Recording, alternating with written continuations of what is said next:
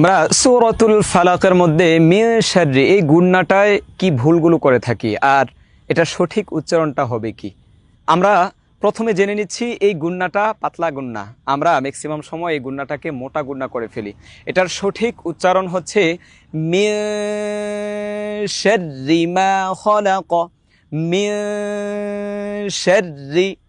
এটা তারপরে এটাও ওয়া মিন শাররি মিন শাররি মিন শাররি। আর এটা আমরা ভুল উচ্চারণ করে থাকি যে মিন